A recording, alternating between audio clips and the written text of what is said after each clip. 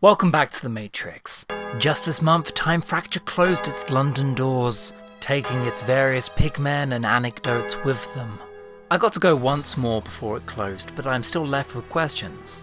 Will it go on tour? Will it return? Will it fade into obscurity, and did they get any damn footage of the thing before it shuts? Most pressingly though, and I've actually conferred with a number of people on this, is Brian the Ood still alive?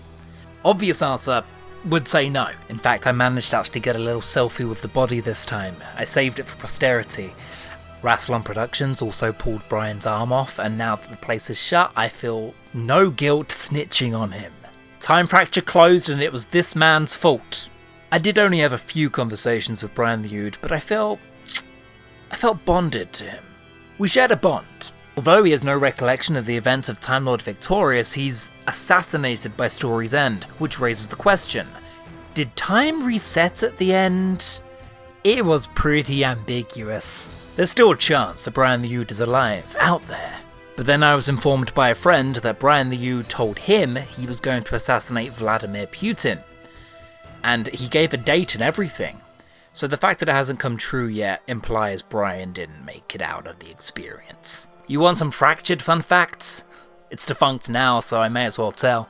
Gallifrey apparently commissioned Leonardo da Vinci to build the world-destroying reality bomb that causes said time fracture. We need a genocide bomb. Oh, I know just the fella. You know Earth, that planet we pretend we don't know exists? There's this dude in the 16th century. He'll knock it up in a week. Oh, I did like Leonardo, but I couldn't trust him. He was wearing a silent eye patch and kept using really modern slang, like, I am not on the level.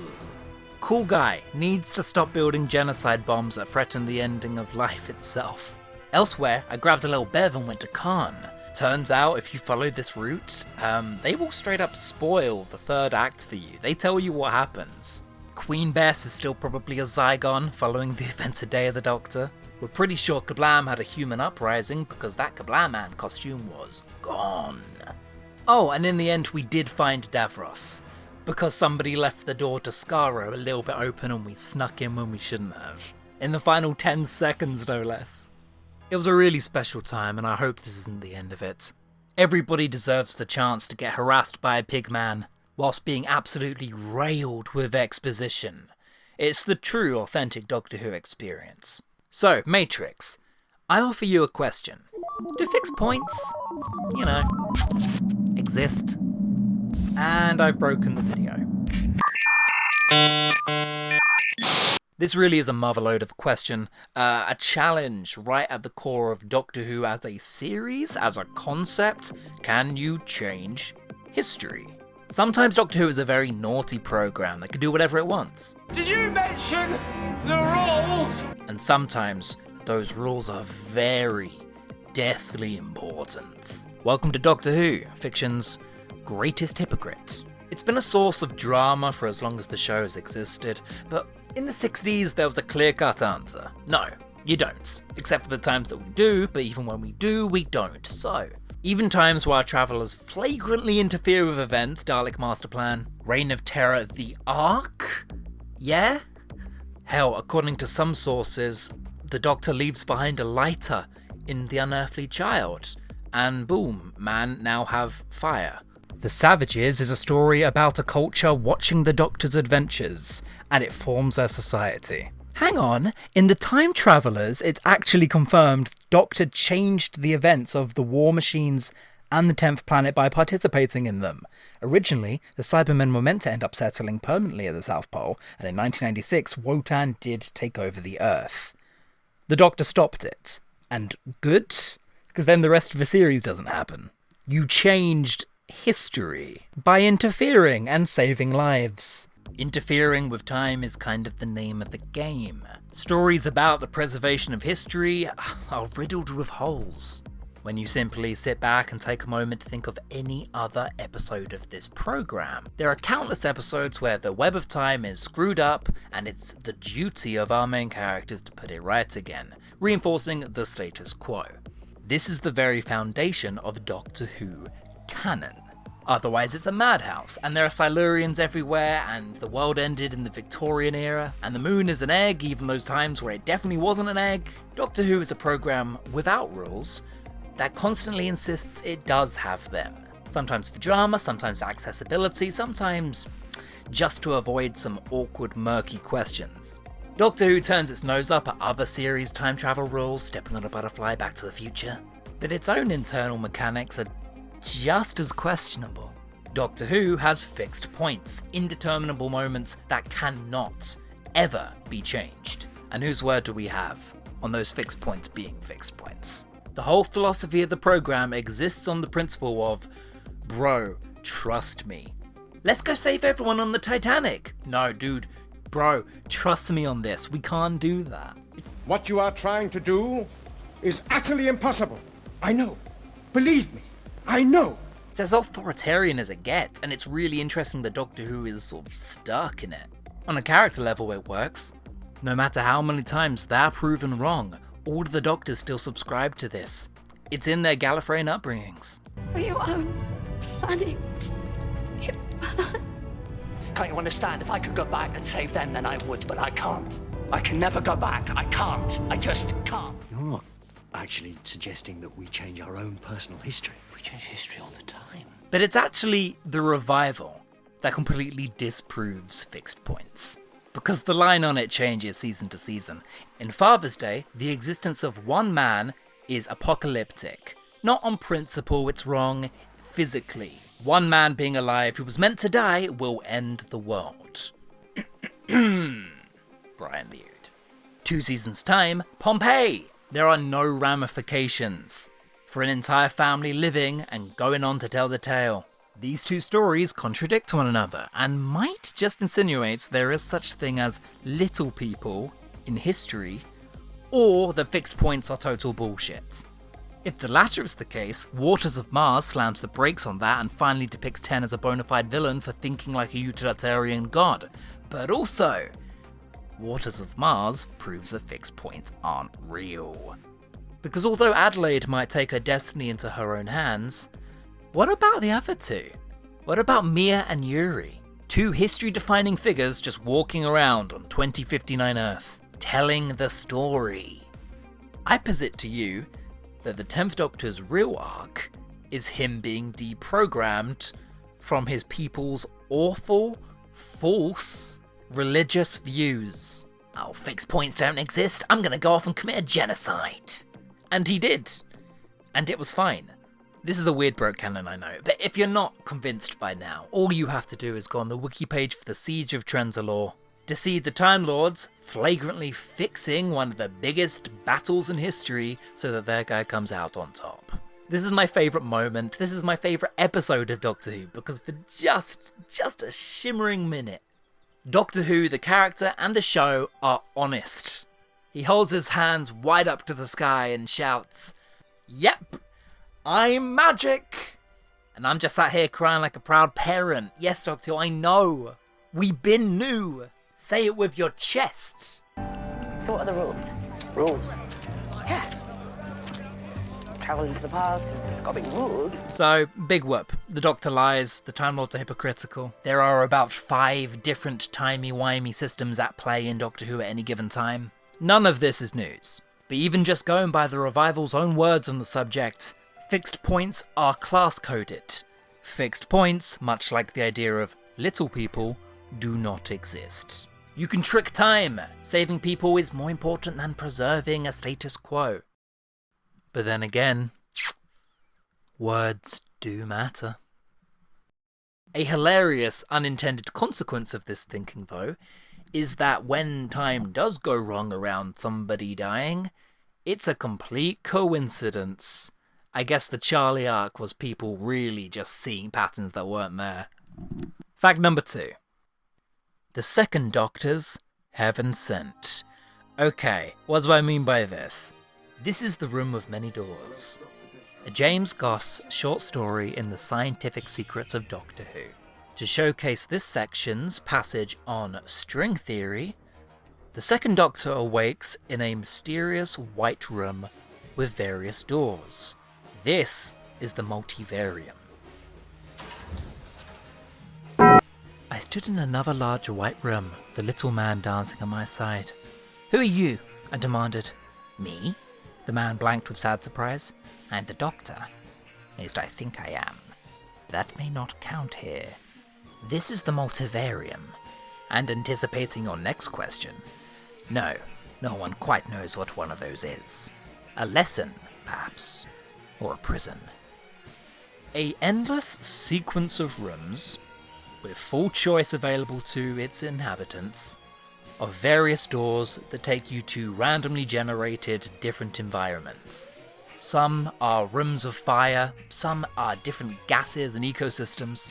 It's a surreal place without time, without end, but lots and lots of doors, and lots of choice, seemingly.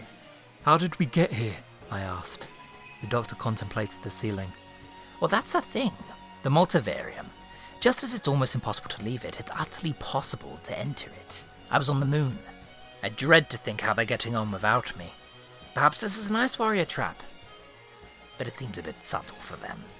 Yeah, you heard that right. At some point in the Seeds of Doom and or Death, the Doctor is randomly whisked away into a never-ending forever labyrinth. We walked on some more.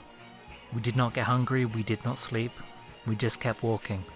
And then, the story nonchalantly says, neither of us had spoken for some years. There are many time jumps in this story, and that's just the first of them. By story's end, the Doctor has been here for so long, he doesn't remember who he is anymore. Just door after door with this random human, for reasons we never find out. We don't know what the multivarium is, we don't know who put him there, we don't know if anything put him there. There may be a faint bit of subtext that the Time Lords are trying to teach the Doctor that none of his actions affect anything. Thematically, this and the War Games are like that, but there's no answers here.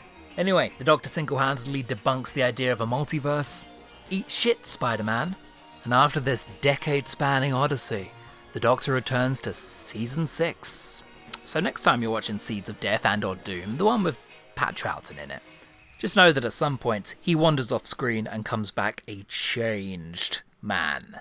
And Pat Troughton's visual performance never lets it slip, never gives the game away. True professional. You'll need to be angry if you kill me. I'm a genius. Big Finish boxer incoming! Beyond the Seeds of Death. Fact number 3. The 7th and 8th Doctors are really clumsy. Thank you to English Giraffe on Twitter for this one. Over the course of the Wilderness years, I think it's fair to say by this point, things got a bit crazy. The VNAs, the EDAs, they were the teenage rebellion years, when no history was out of bounds or too gruesome, when anyone could die or any slur under the sun could be printed in a BBC Doctor Who book.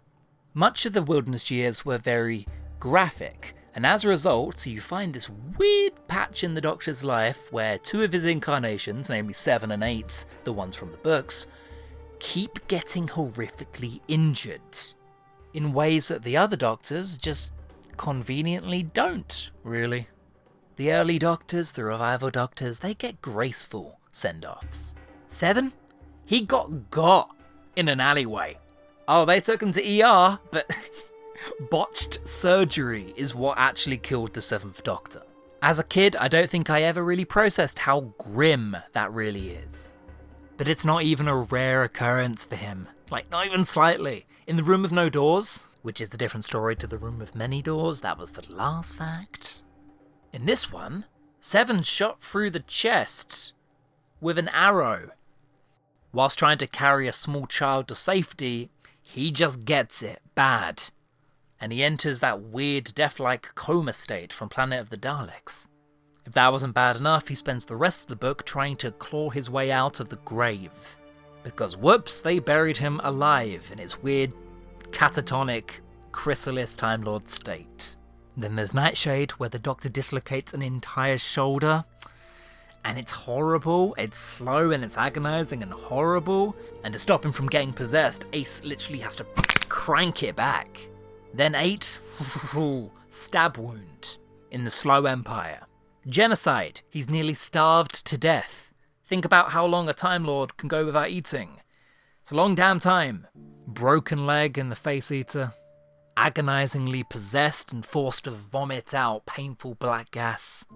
Adventuress of Henrietta Street, the Doctor has one heart removed and the other one slowly becomes cancerous. In Interference, Lawrence Miles shoves 8 in a Saudi Arabian prison camp, with every kind of brutality under the sun. His right ulnar is snapped, he gets hit by shock batons, endlessly and remorselessly. He creates a number of symbols and equations around him, using magic, Time Lord transmigration, using his own blood that he's suffered from all the beatings he gets. He writes his own SOS in his own blood. But then it gets worse. In Fear itself, 8 is shot by a harpoon gun. This happens pretty early on, and he decides to continue the adventure anyway. Later, he almost gets jettisoned down to space, which reopens the harpoon wound. Then almost dies from gunfire in a simulation. Harpoon wound opening again, Doctor. Should probably get someone to see that.